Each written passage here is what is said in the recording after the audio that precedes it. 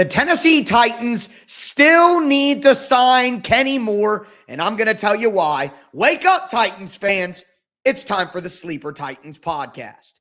On today's show, we're going to talk about the Tennessee Titans setting their open training camp practice dates and why I think it means a lot more about what the Tennessee Titans are turning into as a franchise. But we're going to start exactly where I just said with free agency. Look, NBA free agency kicking off on Tuesday night. It's got me thinking about the Titans and what free agents might still make sense for them. And I think the list is dwindling. There aren't near as many free agents who I would even consider for the Titans or be excited about for the Titans at this stage of the summer. But one that certainly does check that box and makes a ton of sense and has a previous connection is cornerback Kenny Moore. Kenny Moore has been one of the best slot cornerbacks in the NFL for the last couple of years, okay? He's physical. He's aggressive to attack the ball. He's very smart, great awareness, checks all the boxes as a player. Yes, he may not be in his prime at his older age, but I still think he would be an excellent addition to the Tennessee Titans. Number one, he knows the scheme, he knows the system, and he knows the coach's expectations. He played under Gus Bradley with the Indianapolis Colts, so check a lot of boxes there with familiarity. Not only that, but the Titans have a need there, in my opinion. I know that we're all hype about Marcus Harris, and I think that Marcus Harris could be an absolute fantastic player. There's no doubt in my mind Marcus Harris will be good. But is he ready? And what if Marcus Harris gets hurt? Who's going to be the slot cornerback then? And you only have 3 good safeties right now. Again, a lot of my concerns and a lot of my rationale for banging the table for Kenny Moore is because I am scared to death about the Tennessee Titans' secondary depth. Cornerback, safety, it looks ugly. Think about it.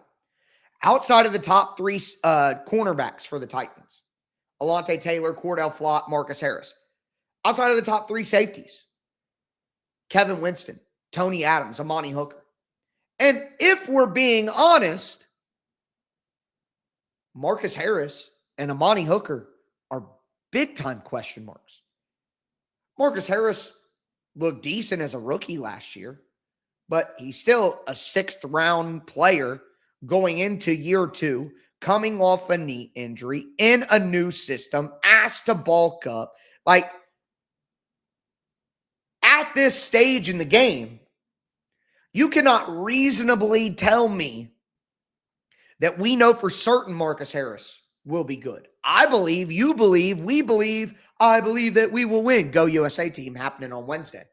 But Marcus and Amani Hooker's been terrible. Terrible. Last year and the year before that, he wasn't very good either. So if we're uncertain about whether Amani Hooker is a starting level safety anymore, we're uncertain about whether Marcus Harris can be a starting level slot cornerback. Well, that means that 2 out of the 6 guys in the secondary that we actually feel confident in, 2 of them are actually very shaky, very uncertain, and very unknown. And again, it's not just looking at the starters, is this good enough? What about injuries?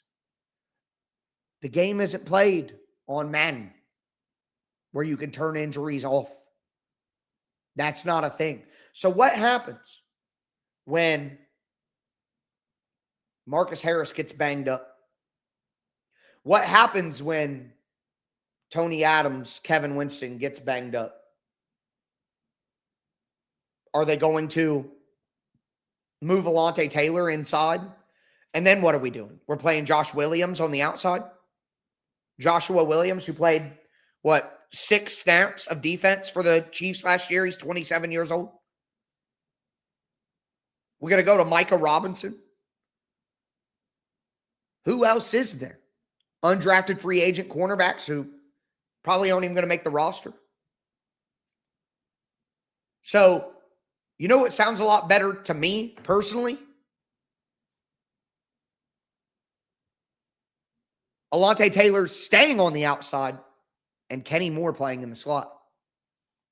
And consider this. A lot of good cornerbacks like Logan Ryan, who I would compare to Kenny Moore. What did Logan Ryan do when he wasn't quite quick enough to play slot cornerback anymore? He played safety. That's what defensive backs do, the McCourty brothers. We see it all. Jalen Ramsey has done this a little bit. He plays in the slot still, but he used to be an outside corner. Now he's more of an inside slot safety type guy. You see it all the time throughout NFL history. Guys have done it. So I look at Kenny Moore and I say, not only could Kenny Moore potentially be the starting slot cornerback, which is still a big question mark, but he could also back up the slot, which they desperately need, because who's the backup slot right now? Who's the backup slot? Eric Hallett? Huh? But outside of the cornerback stuff, Kenny Moore could potentially add some depth at safety. He knows the scheme. He knows the defense. And when I say that, I don't mean, oh, he knows that the safety plays these rules in cover two, which I actually do think he does know that too. But he understands the why. Why are we running this coverage? Where are we trying to squeeze them? Where are we trying to force the ball? If we get this look, this could be a place I could jump the ball. Like, he just understands why they're trying to do what they're trying to do. And since he's had that experience with Gus Bradley, the translation of, hey, this is a little bit different than what we used to do. Hey, Saleh does things this way. Hey, we want to play this technique in this coverage. Even the stuff that Kenny Moore doesn't know, it's going to be easier to translate that because him and Gus Bradley speak the same language, which would make it easier for him to be a safety. So he could be a starting slot corner, the backup slot corner if Marcus Harris earns it. He could be a backup safety for the Titans, provide depth at both spots, and Kenny Moore is a good player still. So you're not only shoring up your depth, giving yourself a potential starter, but this is a good player still. So we could talk about, Joey Bosa, Hassan, because look, am I satisfied with the edge group? Am I satisfied with defensive end? No. Do I want Jacob Martin to potentially be the second best edge rusher on my team? Second best pass rushing edge rusher on my team? No, maybe the first best. Jacob Martin had more sacks last year than Jermaine Johnson. I know Jermaine Johnson, second year removed from the Achilles, in theory, should be better. But that's a guess. That's an assumption. We can't know that. We can't count on that. Can't even be confident in that. So would I like there to be more depth on the edge? Yes, I would. But at the end of the day, I think that there is more depth that you could be okay with at edge than there is at cornerback. Like, who's better depth? Jalen Harrell and Jacob Martin, or Josh Williams and Micah Robinson? Let's be real for just a second. Just for one split second, let's get real. You'd much rather have Jacob Martin, Jalen Harrell than Keydrain Callaghan and Micah Robinson or Josh or whatever. You know what I mean? Like, it's not even close. So you could see the Titans. Imagine you're Mike Borgonzi, you're Robert Saleh, you're, in the trenches figuring things out. If we had one free agent to sign, which they could, of course, the Titans have $50 million in cap space right now. Like, let's be real. They could sign both. But if they had one spot where they would want to make an upgrade, one spot where they would bring in a veteran, slot cornerback makes the most sense by far. By far. Now, maybe you could say right guard. I still would love to have Kevin Zeitler back, but again, let's be real. That's not going to happen. Zeitler ain't coming back. They're starting Cordell Volson or Jackson Slater or Fernando Carmona. I know that makes you sad. It makes me sad. I'm not happy about it. But nonetheless, that's what they're doing. So,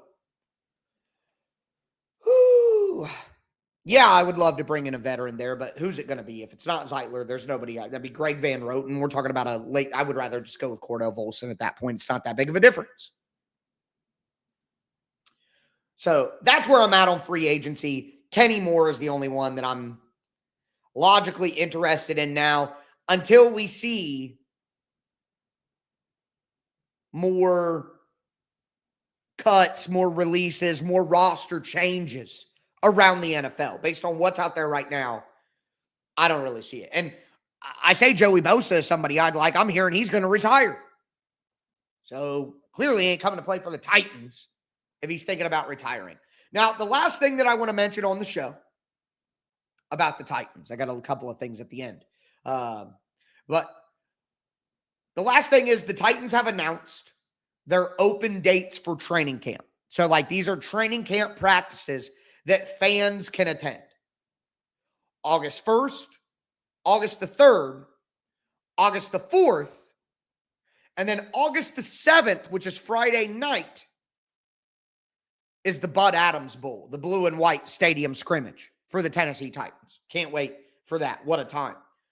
August 9th, open. August 17th, open. August 21st, open. And August 27th, open. Now, the 21st and the 27th are going to be joint practices against the Seahawks and then the Bears, respectively.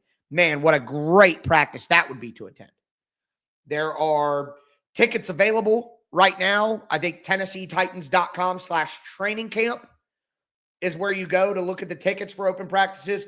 I will not be going to the open practices, I believe. August is a very busy month for me. Got a lot going on behind the scenes. And I got to drive all the way down to Nashville, which makes it a little bit difficult. But any of you that are local, or maybe even if you aren't local and you can just get there for a day, I encourage you to go check it out. Going to be a ton of fun. I'm pretty happy. I have been very critical of the Titans because they are so stingy media-wise. Like, the Titans don't allow as much access at training camp and things like that as other teams do. Blah, blah, blah, blah, blah. But this, letting fans be there, fans are going to be able to take videos, take pictures, talk about lineups, talk about, like, maybe I'm wrong and maybe the number was just as high last year, but this seems like more open practices than the Titans have done in the past. And I think that's a good sign. Let your fans see more. Don't be scared. In my opinion, my theory as to why the Titans are so stingy from a media standpoint, my theory is that they're scared. They don't want to get exposed. They don't want people to know more about their process. They don't want people to have more of an inside look. They don't want people to know who's doing what at practice. They don't want because they're scared if that information gets out, it'll be used against them and it'll become, a black mark on the organization. It'll just be bad PR for them. But some of the most successful teams in the NFL allow way more access than the Titans do at practices and stuff like that. So, like, how can you act like it's some big disadvantage? Or how can you act like your franchise is going to go under? It's going to be such a black eye on your franchise for people to know more about it. To me, that just shows fear. They're scared. And them opening this many practices to the fans, allowing the access that's going to be allowed at these, I just think it's a good sign that the Titans are growing up. You don't got to be so scared of how people react to this and that. It's not that big of a deal. Let your fans enjoy the team. Let your fans enjoy the team. Because if you're not going to put out a winning product all the time, at minimum, you can make it a good experience for me as a fan and let me have access to the team that I care so much about. That's going to do it for the content. Welcome to the Sleeper Titans podcast. Locked in with Sleeper. We're going to start pumping out more content on the channel. I'm going to be doing a lot of short videos, going to be bringing you guys podcast content, about 15, 20 minutes an episode. Not changing anything with Locked On Titans or anything. I'm still going to be over on Locked On Titans, still doing Tic Tac Titans with all my film work, but just a little new venture here with the folks over at Sleeper. The show is going to improve rapidly. Graphics, transitions, entrance video, outro video, all that different stuff. We're in the infancy, early stages. Get subscribed, stay subscribed, hit like, support me, support the new channel, support more Titans content. But with that being said, that is going to do it for this new episode of Sleeper Titans. Very excited again to do this new venture. I'm going to be putting more content out on all their channels and things like that. But I am your host, Tyler Rowland.